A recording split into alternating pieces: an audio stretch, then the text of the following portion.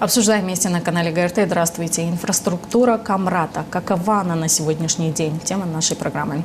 Предлагаю посмотреть сюжет, вернуться в студию для обсуждения.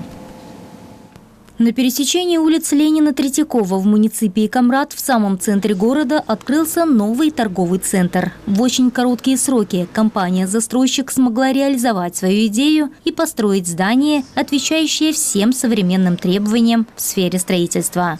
Если брать объективное мнение, я вам скажу, что всегда беру в сравнение, что было до и что сейчас. Буквально года 3-4 тому назад здесь были два серых невзрачных здания одноэтажных, которые были еще в прошлом веке построены. Безусловно, я доволен тому, что сейчас у нас есть. И отдать должное Андрею Георгиевичу Валькову. Я знаю этого человека не первый год. И если он берется, то он берется со всей ответственностью, и он делает от всей души. И если не от всей души, то он вообще не берется делать. Поэтому большое ему спасибо за эти два проекта, которые он реализовал за ближайшее время.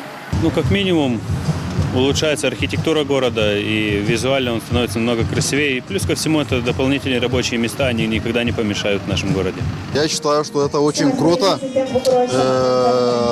Город развивается, людям нужны такие магазины. Все зависит от обслуживания и от качества продукции. Но в целом все супер, мне нравится. Работы по возведению центра продлились всего 5 месяцев. Спустя полгода на месте старых одноэтажных зданий жители и гости столицы увидели современный трехэтажный торговый центр. Хочется видеть развитие города, хочется видеть его динамику, хочется видеть красивые объекты, которые могут конкурировать по качеству строительства и по виду, по эстетике с нашими кишиневскими зданиями. То есть мы столица, мы не должны об этом забывать. Столица Гагаузии должна быть современной, красивой, должна быть представлена красивыми зданиями, современными строениями. Представитель компании Татьяна Валькова отмечает, что в столь нелегкое время им все же удалось реализовать свои планы. Сейчас весь мир нацелен на стиль хай-тек, на стиль максимально открывающие здания, то есть это максимально много стекла. В этом случае хочется, чтобы именно в этом направлении двигалась какая-то архитектурная история города. На строительство торгового центра был взят крупный кредит, отметила бухгалтер компании. Но несмотря на все трудности, в самом центре города возвышается новое архитектурное строение. Было сложно получить этот кредит. Также сейчас будет нелегко возвращать этот кредит, потому что мы все знаем, насколько тяжела экономическая ситуация в стране. Но мы справимся. Что делать? Мы будем работать, и мы справимся. Кроме этого, подчеркнула представитель фирмы, им удалось помочь жителям автономии найти рабочие места, не покидая страну. Это порядка 30 рабочих мест, где наша молодежь нашла возможность, устроилась на работу, и они не должны уезжать из страны. Они будут дома находиться со своими родными, работать в своем родном городе. Я думаю, что это очень хорошо для нашей молодежи, потому что открываются возможности, у них есть рост, перспектива есть, они могут расти в должностях. В процессе строительства, поясняет застройщик, были использованы новейшие экологически чистые и безопасные материалы, которые используют крупные строительные компании во всем мире. Материалы были использованы высококачественные, звукоизоляция, шумоизоляция. То есть, зайдя внутрь здания, вы абсолютно не услышите шума города, автомобильного шума. То есть все сделано на высшем уровне строительного дела. Жители такому преображению центра столицы очень рады. Они благодарны тому, что меняется внешний облик архитектуры города и появляется все больше торговых объектов, куда можно прийти всей семьей и найти все необходимое. Это очень здорово, очень красивое здание. Спасибо большое таким предпринимателям, как Андрей Георгиевич Вальков. Благодаря им наш город становится краше, и это очень здорово. Она очень быстро построилась, нам очень нравится. Она стала украшением этого угла нашего города Камрата. И хорошо, что есть еще такие предприниматели, которые, не боясь, вкладывают свои средства для украшения нашего города. Я вообще и коренной житель Камрата. И мне нравится, что с каждым днем становится лучше и лучше. Если меня спросят сегодня, хочу ли я куда-то уехать, я никуда отсюда не хочу уезжать. Мне здесь нравится. Я считаю, это замечательная идея Валькова Андрея Георгиевича построить два таких красивых, современных здания в центре города. Они красивы днем, но невероятно красивы ночью. Хочется только сказать слова благодарности Валькову Андрею Георгиевичу за прекрасно реализованный проект и за такую красоту в нашем городе. У нас в гостях Андрей Георгиевич Вальков, предприниматель-меценат. Я вас приветствую, Андрей Георгиевич. Добрый день. Мы видим приятные отзывы людей насчет зданий-близнецов, которые вы построили. Первый вопрос. Вы какое имеете образование, что строите такие великолепные здания? Вот есть у вас строительное образование? Я имел инженерское образование и долгое время работал инженером и начальником цеха в государственном предприятии сельхозтехника города Камрат. В пределах 15 лет, наверное, с самой юности, так скажу. В советское время, так скажу. Поэтому инженерское образование было первоначальное. После этого я закончил экономическую академию, государственную академию в Кишиневе, то есть экономическую, экономист. Строительного образования у меня нет. И все это строительство идет, наверное, от того, что я просто люблю красивое. Я люблю делать то, чтобы я потом пройдусь, просто сам, бывает, пройдусь, и вечерами гуляю, сам бывает. Мне просто нравится то, что я делаю, то, что красиво. Если красиво мне, я думаю, и людям тоже, вот высказывания были. Да и вы проходите, особенно ночью, эти здания очень. А фактически я же построил в городе около 20 зданий с фундамента. Около 20. Большие здания. Вы, наверное, многие знаете, а некоторые не знаете. И все вот это дело, я ощущаю, что я принес пользу городу. Я принес пользу Гагаузии. Конкретную пользу. Конкретное дело. Могу пальцем показать все, что я сделал. Но это я построил с фундамента. Я не прихватизировал, как многие. Я мог прихватизировать и сельхозтехнику камрадскую. Но мне это не надо, это чужое. А то, что я сделал сейчас, вот за последние 20 лет, меня оценивают люди. Слова словами говорят, а дела делами. И второе, у меня внучки, дети живут в Москве. Если приезжают, мне приятно, когда они заходят в современнейшие здания сегодня. Это же такие здания в Кишиневе, единицы. А у нас в Камрате оно есть. И главное, что люди должны понимать, что это огромный труд, понимаете? У меня фактически средств нет свободных. У меня только кредиты погашения. И сейчас эти здания были построены в пору пандемии. Как вам удалось в такой сложный период, когда Молдова пошла в локдаун, когда люди остались без работы, привлечь к этому сколько человек, чтобы они зарабатывали деньги, и к тому же построить такие великолепные здания? Такой нелегкий период. Откуда эта решительность? Я хотел, чтобы вы взяли интервью у тех рабочих, которые работали. Они очень хорошо высказывались. Как-то брали у них интервью, не знаю, какая программа. И бригадир, который работает, говорит, а зачем нам уезжать в Москву, если мы эти деньги даже больше зарабатываем в Андрея Георгиевича в Камрате? Я плачу людям для того, чтобы они действительно ответственно работали. За 6 месяцев максимум под ключ с документами здание было построено. Всего лишь. А если взять, что мы здесь сначала старое разрушали, а потом новое. Если посчитать, что убрать это время, когда мы старое разрушали, то 5 месяцев работы. Это серьезный темп работ. К тому же вы благоустроили прилегающую территорию, получается, то, на что люди отводят месяцами время для работы. Здание, если построить, оно не смотрится, если ты не сделаешь вокруг него благоустройство. Оно не будет смотреться. Я, как вам скажу, чтобы я делаю так, что когда прохожу, чтобы мне вокруг все нравилось. Чтобы мне, мой труд был лично мной оценен в положительную сторону. Я доволен этим. Андрей Георгиевич, здание вы построили, благоустроили прилегающие территории, но мы видим, как пару дней ребята работали над тем, чтобы благоустроить прилегающее здание церкви, то есть тоже проложили брусчатку, и перед торговым центром Южный тоже.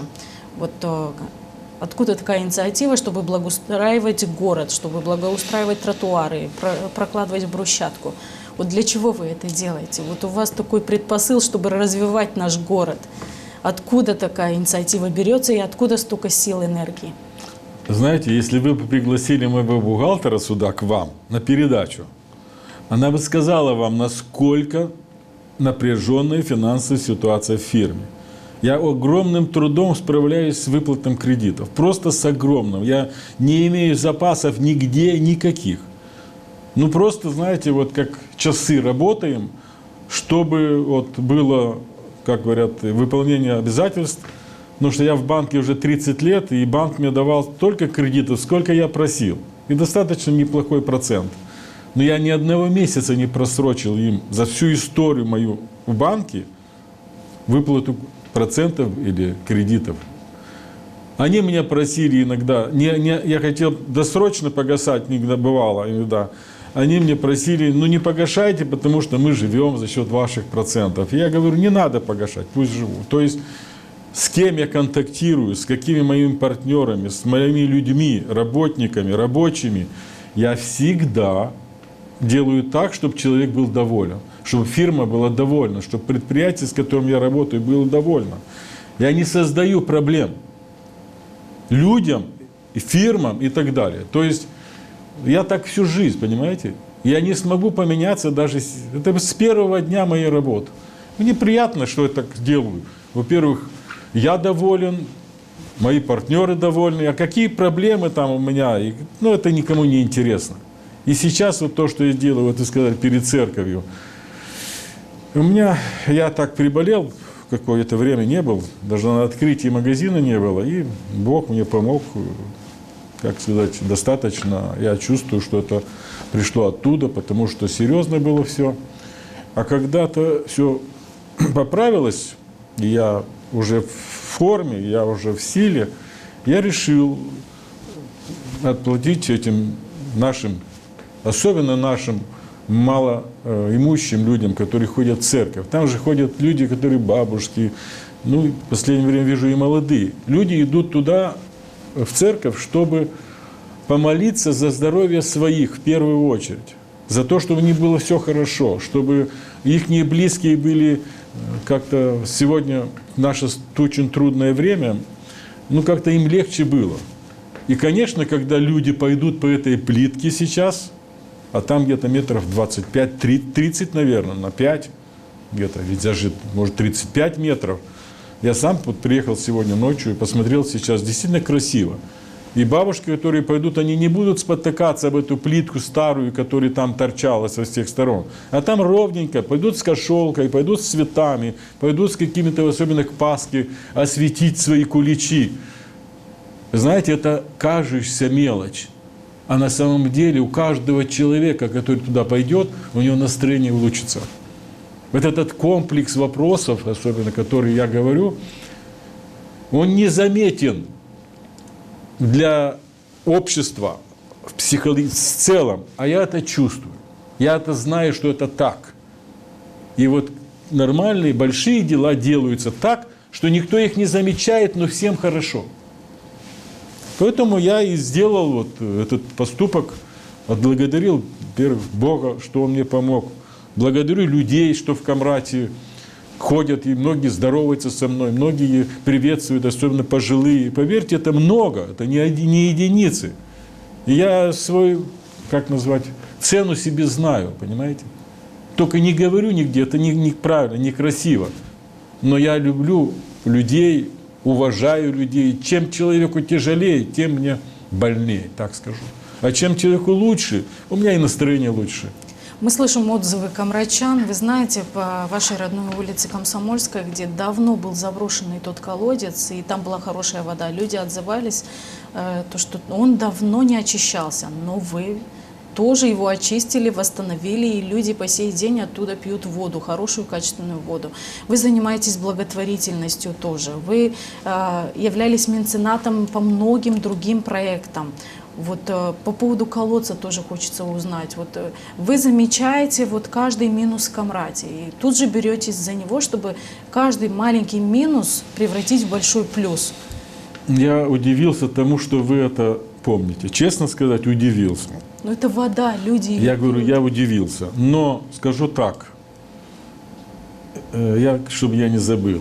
Я проезжал неделю назад, вот полторы, когда еще был, не уехал подтянуть здоровье, по моей улице. Это моя улица Комсомольская. И посмотрел на этот колодец. И вы знаете, вот я что сейчас, продолжение к вам. Я тогда поставил черепицу. Черепица уже такая старого времени, не старая черепица, но старого времени, она не современная. И вот я вот скажу наперед, я поменяю там черепицу сверху, я поставлю там металлочерепицу. То есть в ближайшее время будет дополнительное маленькое благоустройство. Почему я это делаю? Потому что я вырос на этой улице. Это много лет назад. Я детство провел на этой улице. Я с ведром ходил по воду на этот колодец. Вся улица и вокруг лежащие вот улицы, все пользовались этой водой. Большое количество лет колодец был заброшен. Ну, это вода, понимаете, это, да неправильно. Родниковая. И я тогда решил, этот колодец сделал, поставил людей, почистили, сделали крышу, все вокруг. Не просто чистили колодец, а сделали в обрамление на улице, черепица, стойки. И когда бабушки ходили, и когда, кстати, когда мне приходят бабушки и говорят, натурально говорю, в кабинет говорят, вот мы хотим вас пригласить туда, потому что мы пригласили батюшку, то есть священника. Осветитель. А я им тогда сказал, говорю, я не пойду, мне неудобно как-то, я вам сделал, пользуйтесь, пожалуйста. И они мне говорят, Андрей Ильич, мы вас просим, чтобы вы были. Поэтому это без притворств, это без всяких там подковерных моих каких-то слов. Я вам натурально говорю. Натурально. Я обманывать не могу, когда я вслух говорю. Я и так не обманываю, но фактически я говорю прямо. Пусть человек обидится он, или понравится, или не понравится, это его дело. Но в этой ситуации они просто меня туда попросили. И я пришел. Потому что старенькие бабушки, совсем старые, собрались, там столик поставили, какую-то еду поставили. И я пришел, и второй раз еще раз удивился, когда увидел там программу ГРТ. Она была там. Не помню, как девочку звали. Думаю, вообще, я вообще к этому не соприкасался. То есть эти старенькие люди фактически организационную часть сделали сами. Это вода. Я на этой улице вырос. И, возможно, вы еще раз меня удивляете тем, что вы как-то прогнозируете наперед некоторые вопросы, которые вот я слышу. Если это так, то значит не все делается, чтобы не замечали. Все замечается. Даже мелкие, вот то, что вы говорите, мелкие дела, но они не мелкие на самом деле. Они для людей важны. Каждый год вы радуете детей в музыкальной школе тоже своими подарками. Мы это знаем и видим, довольные лица детей. То есть и подарки достаточно такие хорошие, дорогие. Вот, внимание детям, внимание старикам, внимание к музыкальной школе. Тоже про день рождения музыкальной школы. Вот, подарки, музыкальные инструменты. То есть на сегодняшний день такой подарок родители преподносят своим детям. Вы их опекаете как своих. Вот про подарки в музыкальной школе тоже хотелось бы знать. И внимание к музыкальной школе ваше. Во-первых, музыкальная школа открытия было 13 декабря, День Андрея. Мы когда я строил музыкальную школу, мы сделали открытие 13 декабря. То есть День Андрея мы открывали школу, это является день рождения школы. Каждый год руководство школы приглашало Кишиневскую колледж, не колледж, как он там называется, где дети получают образование музыкальное. Это консерватория? Я не помню, как он правильно звучит, вот название ихнее. Но это не школа, это уже после школы музыкальной люди поступают туда, которые хотят получить профессиональное образование музыкантов. И вот всегда они приглашали их, и те люди приезжали, они меня уже знают. И директор этой вот, как он называется, ну, давайте отпустим это. Это люди, получающие там образование музыкальное. И директор этой школы, этого вуза приезжала и говорит, каждый год Андрей Георгиевич дарит подарки. Нам бы таких в Кишиневе, таких меценатов. А мне достаточно приятно. Я удивляю кишиневцев, понимаете? Вот просто я делаю не для того, чтобы удивлять. Я делаю, чтобы люди радовались, чтобы дети радовались, чтобы родители радовались, чтобы преподаватели однозначно радовались, шли на работу. Поэтому это все, знаете, я житель города. Я здесь родился, всю жизнь здесь живу. Мог уехать давно, хоть в Дубай, хоть в Америку жить, хоть куда угодно мог уехать. И я знаю, что в больших городах, конечно, мои финансовые и экономические результаты были бы гораздо лучше, потому что здесь сделать работу и заработать архитрудно. Нету покупательской способности. Многих вещей нет, люди уезжают, большинство молодых людей здесь не остаются. Но вы попытались их удержать во время пандемии. Я все делаю со своих поступков для того, чтобы по моим возможностям сделать достаточно большие дела, чтобы остановить хотя бы то, что я могу остановить людей. Потому что кажется со стороны, что город развивается, а фактически главные моменты, может, потом я еще скажу, не делаются. И главное, что я не вижу, кто на горизонте мог бы их сделать, будущее. Вот то, что делается, всем кажется, что это такое большие дела. По моим меркам, это вот мизерное дело. То, что делалось и делается. За 30 лет мы должны бы жить давно по-другому.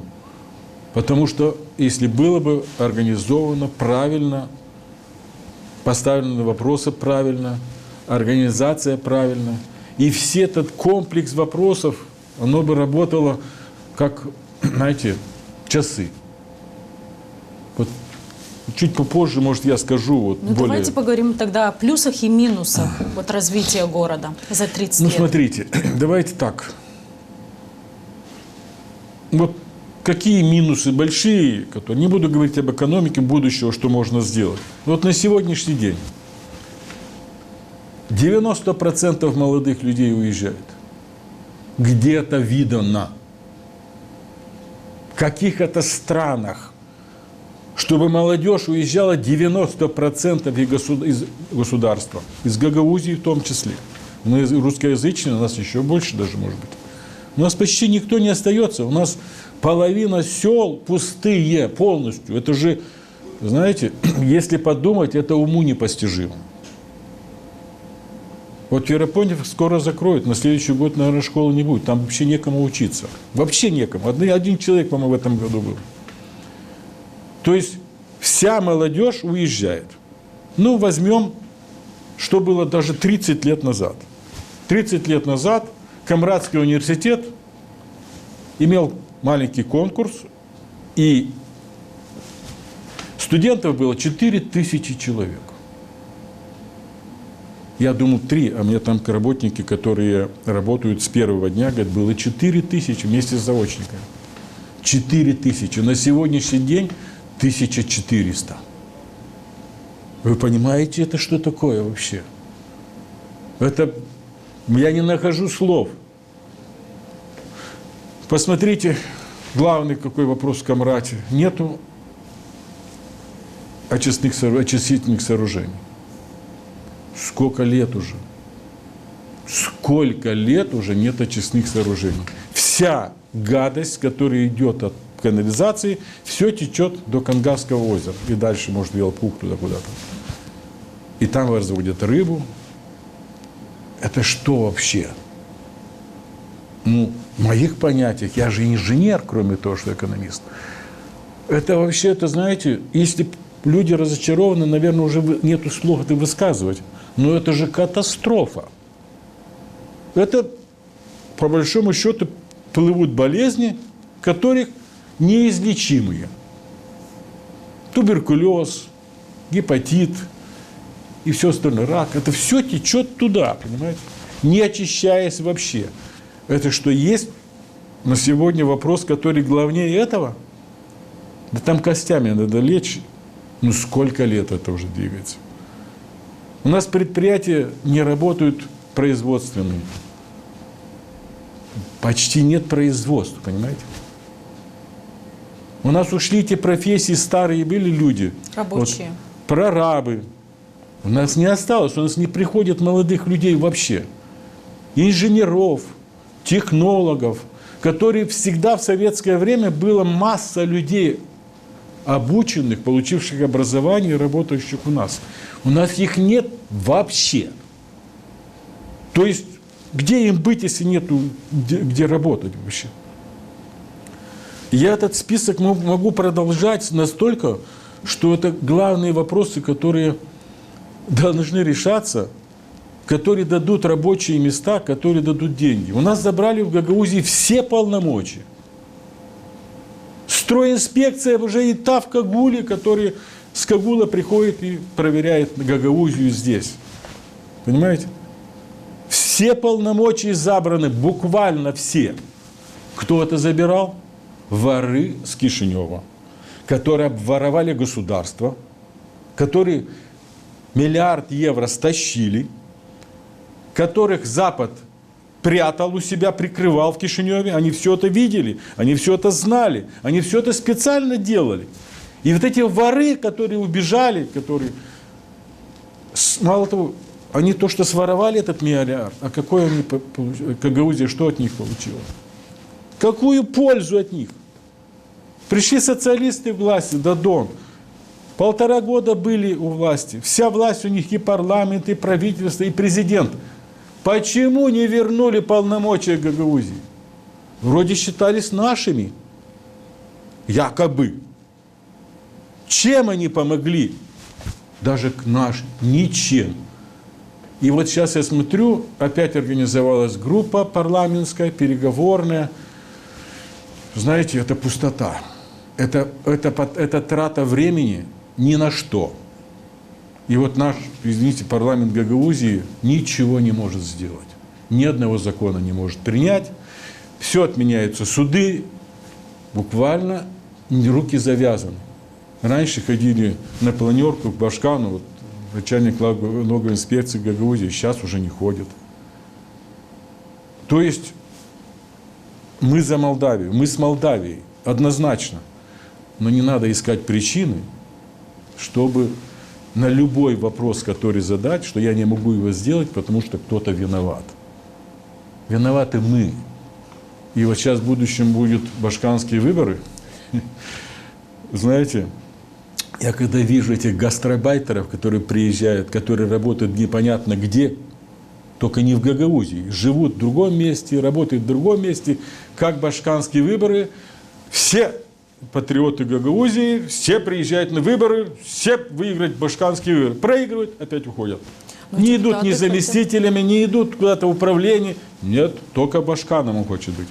Да никогда человек со стороны, никогда, не живущий со своими людьми, не знающий ихнего горя, живущих в больших городах, никогда не принесет пользу Гагаузии.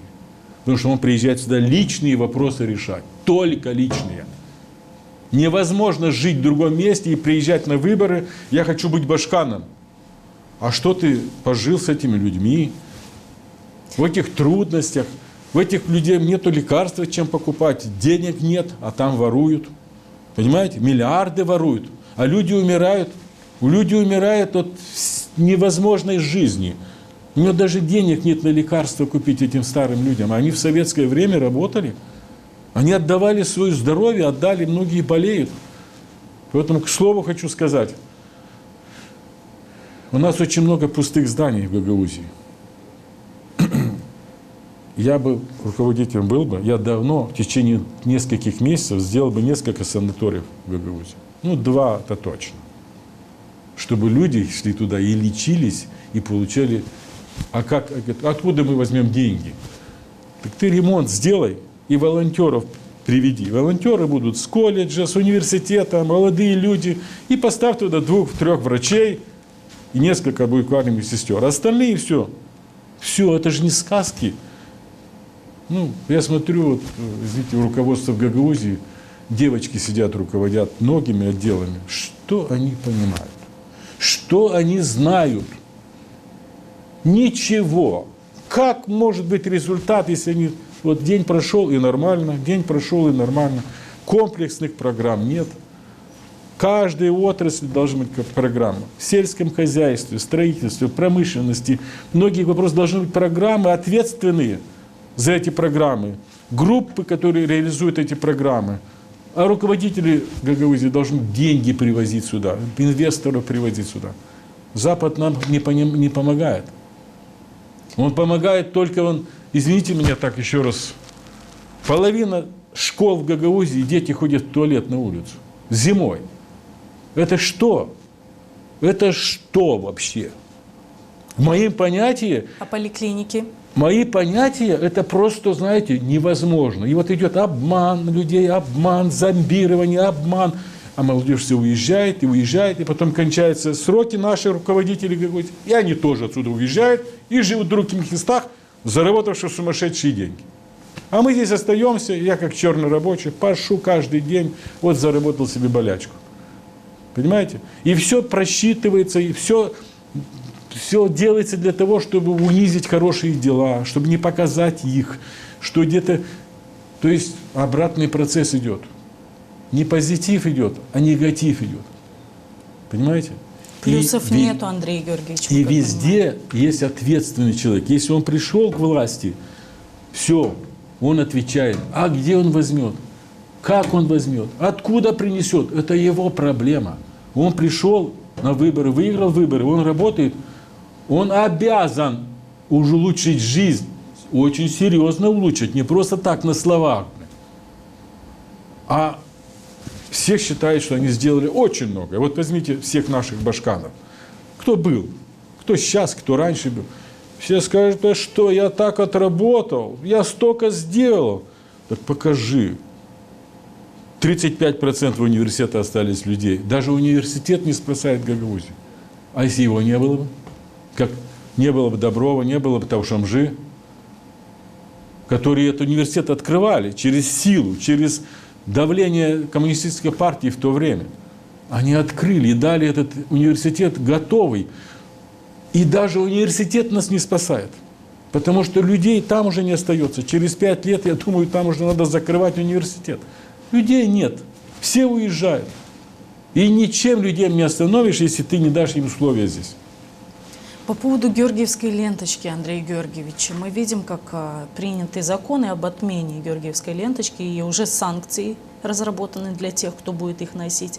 Но наш депутатский корпус проводил публичные слушания о том, чтобы принять в Гагаузии закон, чтобы Георгиевскую ленточку гагаузы носили. Вы что думаете по этому поводу, коль вот так говорим о политической, экономической, социальной ситуации в стране? Насколько это правильно вот стирать память наших дедов? Значит, мое личное мнение. Я человек советских времен. Я воспитанник советских времен. Я тогда работал больше, чем сейчас. В советское время я работал напряженнее, чем когда в своем бизнесе. Потому что там планы были большие, огромные просто. И я не смотрю вот на вещи, которые в некоторых вещах можно, нельзя. Я имею свое мнение. По ленточке, которые сейчас... Вы знаете,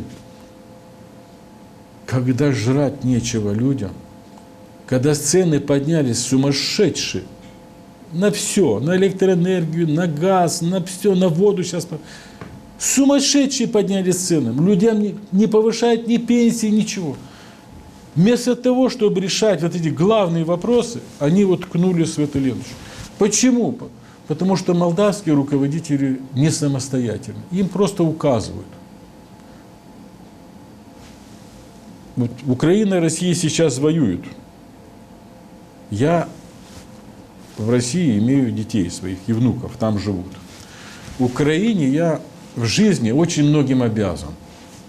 Я лично очень многим обязан. Украина мне очень помогла в личном плане, в моей семье, связано с здоровьем моих близких. Вы знаете, как горько мне смотреть на то, что там идет война. Смотреть, я хочу как-то отойти от этого, потому что мне откладывается и мне очень тяжело смотреть, и я в нее настроении хожу. Многим людям кажется, вот война пройдет война. И прошел, и что там будет, как там будет, а мне не то. Поэтому я на этой вещи могу очень четко сказать. Я пойду на возложение. Я и ходил последние годы, если вы помните, в прошлом году вся Гагаузия была в рекламных этих поздравлял людей с Днем Победы. В этом году я финансово не осилю, просто у меня здесь очень тяжело с кредитами.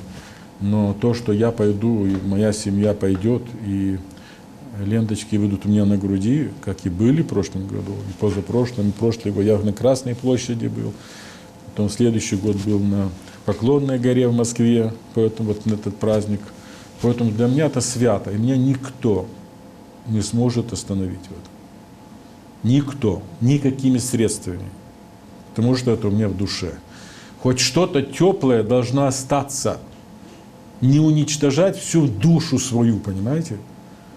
Не уничтожать, не дам я уничтожить то, что хотя бы что-то красивое у меня осталось внутри. А что один негатив? Те воры своровали, убежали, эти пришли сюда, заставляют, цены поднялись, ничем не помогают, людей давят, русскоязычные СМИ закрыли. Подождите, друзья, подождите. Вы молодые, кто руководствует сегодня. Когда я начинал бизнес, вы еще ходили в садик. Вы не видели нашей жизни, которую мы... И сейчас делаете из нас каких-то... Как назвать правильно? Агрессоров? Так пишут. Если ленточка, значит агрессор. Я агрессор. Я за свою жизнь пахал, как вол. И я агрессор. Подождите, друзья родные, вы там имеете 3 улицы в Кишиневе. На этих 3 улицах 100 партий. 100 партий в Молдавии. На 3 кишиневских улицах, потому что в селах не осталось людей. Там некому голосовать, даже кроме стариков. И вот эти 100 партий никак не могут сорвать, кто будет старший, кто младший. Ну, конечно, последние десятки лет руководят ими со стороны. Мне трудно это признать. Мне очень тяжело на это смотреть. Поэтому я решил так, вот что я имею вокруг меня. Мы говорили, перечисляли некоторые, вот там мои, в том числе и мы афганцам помогали часто. По поводу афганцев, да. У нас были это мои люди, это мои сверстники, мои... Они неоднократно у нас в студии принимают участие в программах, и люди сетуют, то, что они воевали. Ребята отдавали свои жизни, но их подвиги остались в тени. И власть зачастую говорит о том, что вас туда никто не направлял. То есть вы не воевали за Родину, вас никто туда не направлял. А Родина-то была единая, Советский Союз в то время. И мобилизовали молодых ребят не по собственному желанию, а потому как тогда была такая власть, принуждали. Не принуждали, а призывали, мобилизовали. И эти люди остаются в тени, но вы тоже им помогаете. Они благодарны вам за ваше оказание своего рода большого внимания и поддержки. Вы знаете, я не могу все охватить. Вот. Ну, поверьте, я очень тяжело справляюсь с кредитами, которые я набрал, и выплачивать надо банку. Были бы у меня возможности больше денег, конечно, я бы охватил еще больше. Но я делаю то, что могу в притирку. Вот просто вот не имея денег вообще, мы стройку закончили, я еще 3 месяца должен был деньги дать людям. Попросил, они мне дали в долг. Потому что цены поднялись на 50% на все стройматериалы. И я попал, грубо говоря, на серьезную сумму. Поэтому знаете что? То, что говорят власти, что вас никто не посылал, эти власти так говорят, потому что у них жизнь хорошо налажена. Потому что люди, кто у власти, не все имеют деньги, сумасшедшие деньги. Они не платят налогов, они зарабатывают так. разными способами, которые я прекрасно знаю как. В своей жизни я ничего за Диджаба нигде не взял. Ничего. Хотя мог бы возможности имел очень много. И меня приглашали, и предлагали, вот бери. И не только в Камрате, и в Кишиневе. И вот, пожалуйста, возьми этот завод там за такую вот маленькую сумму, я его продаю. И так далее, и так далее. Я ничего не взял. Вы знаете, живешь один раз. Вот я для себя говорю. Живешь не ради денег. Деньги иногда портят человека. И особенно детей его. Ну, возьмите миллиардеров российских там или каких-то там и поставьте на стол их детей. Кто из их детей живет достойно, кто из их детей ходит по яхтам, по бабам, по всем остальном, которое самое плохое, что может быть. И вы увидите, что большинство тех, которые живут этой жизнью свободной, которая называется однополые браки, голубые. И вот так эта гадость, и они эту гадость нам тоже внедряют, потому что мы финансово очень слабые. У нас раньше был Советский Союз, Москва руководила, мы подчинялись. А когда мы все разобрались, нас просто всех, как тех мышей, в углы посадили и скажут нашему руководителю «ложись», он ляжет. Скажет «встать», он встанет. Полная зависимость. Но в финансовом положении они живут очень хорошо. Они не думают, что его мама там лекарств не имеет, чтобы вылечиться. Они не думают, что ребенка, их не все дети, большинство учатся за границей, там надо платить деньги, а зарплата у них официально небольшая. И вот эти вопросы, когда начинаешь задавать, получается, что обманутые люди вот, полностью, которые, чем человек малоимущий, чем он остается униженным, обиженным, мало того, еще из жизни уходит раньше. Потому что жизнь так складывается, борьба идет каждый день. Но вот наверху, кто сидит, он должен руководить процессом, который эта борьба перешла бы в позитивные движения. И за 30 лет у нас должны были быть улучшения.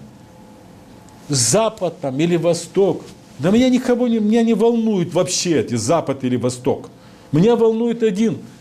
Экономическое положение, от нас уезжают люди, у нас жизнь все хуже и хуже. Натурально говорю. У нас пенсионеров сейчас больше, чем молодых людей в Молдавии. Но кто-то же виноват за это. Ну есть же виновные за это.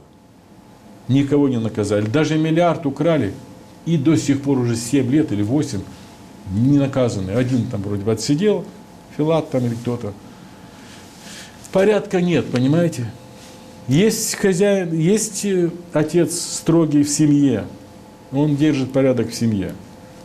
Нет, не дай бог, отца или он слабый. Дети начинают разбалтываться. Так и в государстве. Все говорят, что будет хорошо, а у нас 30 лет все хуже, хуже и хуже. Андрей Георгиевич, вернемся к зданиям-близнецам. Радует тот факт, что это, скажем, урбанистические проекты Камрата, потому что реально вид города, как говорят люди, изменился. И учитывая то, что многие торговые центры сталкивались с проблемой архитектуры здания. То есть мы видели, как за рубежом горели эти торговые центры, не было освещения, не было всего, но, как сказал ваш архитектор-дизайнер, эти здания освещены, они стекольные. Вот откуда берутся эти проекты у вас? Вы работаете с какими-то архитектурными специалистами по урбанистическим проектам? У вас есть команда своя? Я бываю за границей. Бываю иногда. И если я вижу что-то красивое, у меня в голове откладывается. Но надо вникнуть в тонкости же. Вот как вы? Я скажу так, у меня, я же сказал, около 20 зданий построил. Ну, посмотрите, вот здание, где раньше был Фидеско, сейчас там Бонус или что-то. Трехэтажное здание возле круга. Огромное здание, красивое, много стекла. Сегодня строят здание бетон-стекло. Бетон-стекло. Вот в Дубае строят 60 этажей за год. Понимаете? Бетон-стекло, бетон-стекло. Это первое, что эстетика. Второе, чистоплотность. Нету там никаких там как в советское время, всяких закоулок, где всякие бегают, там всякие животные и так далее. Поэтому это сегодняшний день, он симпатичный, он красивый, он мой. Я во Франции был, там живет мой друг там несколько раз. Я Париж не люблю. Ну, нет у меня внутри вот тяги к этому. Моей дочке очень нравилось там. То есть мы были вместе, ну, она прекрасно нравится. Я люблю Дубай. Это мой город, современный, стиль, все суперсовременное. Франция, Париж – это старый город с историей, со всеми. Вот каждому человеку что-то нравится больше.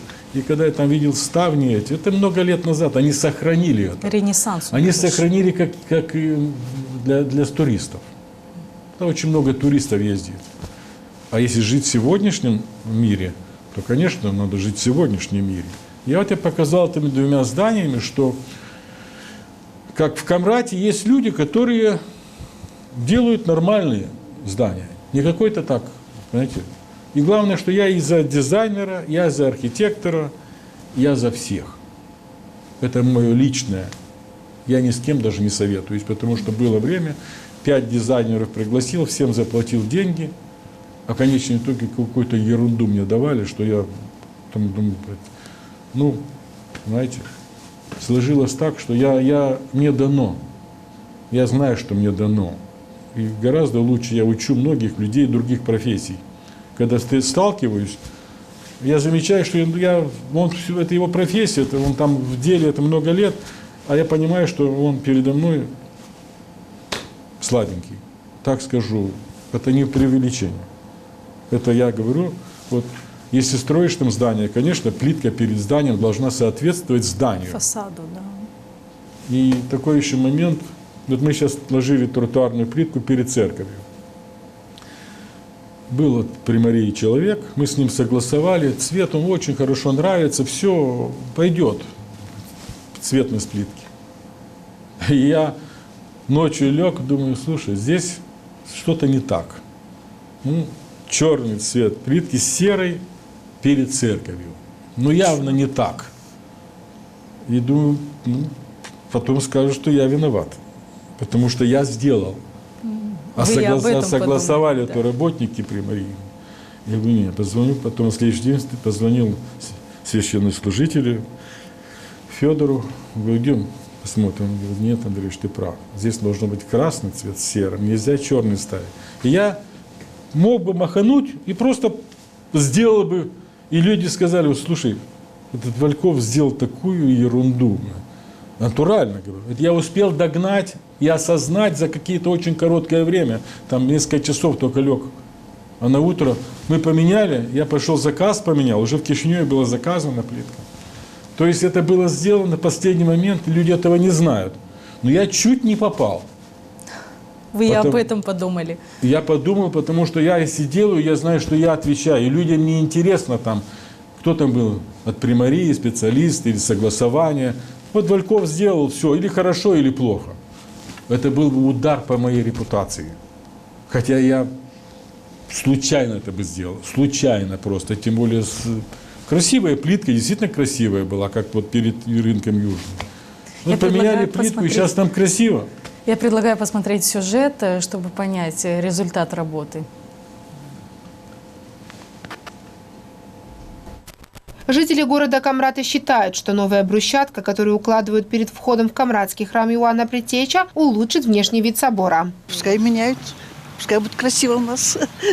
Для людей легче будет ходить, не будут спотыкаться. Очень хорошо, что делает. Это очень даже нужно. И для людей, и для благ. Новая брусчатка позволит выровнять тропинку, ведущую к храму, отметила представитель компании, проводящей работы Марина Левинтий. Сегодня мы с вами находимся у собора нашего города, где ведутся работы по замене старой тротуарной плитки на новую. В преддверии праздника Светлой Пасхи Вальков Андрей Георгиевич принял решение и выделил из своих собственных средств порядка 70 тысяч лей на работы по замене плитки. Как мы все знаем, Вальков Андрей Георгиевич очень много лет оказывал финансовую поддержку в развитии нашего города. И также сегодня было принято решение и ведутся работы по замене плитки. Также хочу от имени Валькова Андрея Георгиевича поздравить всех жителей города нашего и Гагаузии с наступающими пасхальными праздниками, пожелать всем крепкого здоровья и мира над головой. Главный специалист по благоустройству муниципии Камрат Александр Пейков подчеркнул, что помощь экономических агентов позволяет городу перевоплощаться. Несколько дней назад Вальков Андрей Георгиевич обратился в примарию и вместе с руководством обсудили возможность благотворительной или меценатской помощи примарии. Несколько вариантов обсуждалось, выбрали этот вариант. В преддверии Пасхи заменить тротуарную плитку. Кроме того, был заменен кабель, который подходит к этим нашим светильникам, потому что он уже довольно был старый. Все было сделано капитально и качественно, и довольно быстро. В течение одного дня, вы можете заметить, эти работы были проведены. Андрей Вальков неоднократно уже выступал спонсором, меценатом в нашем городе. Были немало инфраструктурных проектов реализовано. В частности, была ливневая канализация поправлена в конце прошлого года, если знаете, тоже на пересечении улиц Третьякова и Ленина. Тротуарная плитка заменена перед торговым центром «Южный» и многое другое. Есть планы, наверное, мы их перенесем на осень. Это все-таки посадка деревьев на нашей центральной улице. Деревьев, будем так говорить, с шарообразной ажурной кроной, которые не будут доставать до наших проводов. То есть это в его планах есть. Готов он и приобрести, за свой счет тоже посадить. Но это оставим, наверное, на осень. К пасхальным праздникам в муниципии Камрат проводятся работы по благоустройству и очистке.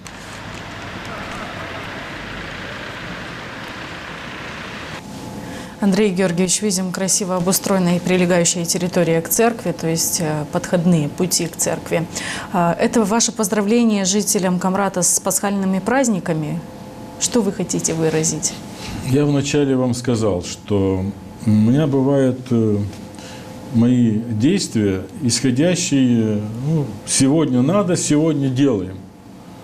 Есть возможность, значит, я делаю. Поэтому сейчас у нас святой день Пасхи. Я хочу, чтобы все наши телезрители понимали, что когда человека заставляют, или он вынужден делать, или он зависим от каких-то вещей, что он делает, или он для себя делает, потому что ему это выгодно, он в политике там, или это в большинстве случаев так. В моем случае по-другому. Я живу своей жизнью. Мне приятно делать то, что приятно. Будем так говорить, добрые дела. Мне гораздо лучше на душе. Мне приятнее находиться в этом городе. Мне приятнее говорить с моими детьми и внуками, которые там живут в другой стране. Они мне звонят, вот говорят там, что вот мы показали вот то, что такое и так далее. И вот это воспитание идет не только у людей в городе, к чистоте, к культуре, к порядку, многим вещам, но это еще воспитание идет моих личных, близких людей, моих детей, моих внуков. Они живут и растут на вот этих положительных примерах. Гадости нет, понимаете? Вреда нет. Никаких расчетов в голове нет. Дай Бог, чтобы так жили большинство людей. Мы по-другому бы взаимоотношения бы имели. Потому что агрессия, кругом агрессия. И если человек что-то делает, возникают люди, когда из хорошего хотят сказать что-то плохое. Это уму непостижимо. Вот то, что мы здание обсуждали. Есть люди в городе, которые писали и пишут до сих пор, что это плохо, что это нехорошо, что это есть какие-то маленькие нарушения. Это вредители. Эти люди настолько гадкие, что им не надо жить в этом городе. Не хочу вот там как-то говорить к празднику, но если я был бы руководителем, я бы создал им условия, когда им здесь жить нельзя было. Им находиться в других местах, они мешают людям жить.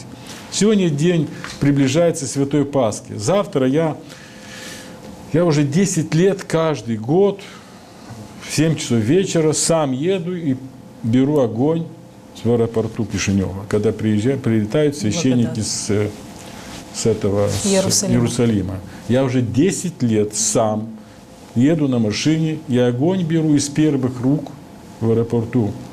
И пока Кишинев, вот пока в Камрате везут огонь, Камратскую вот, собор, у меня уже огонь дома, я близким своим даю, знакомым даю. И мне вот такой процесс, который, опять же, позитивный.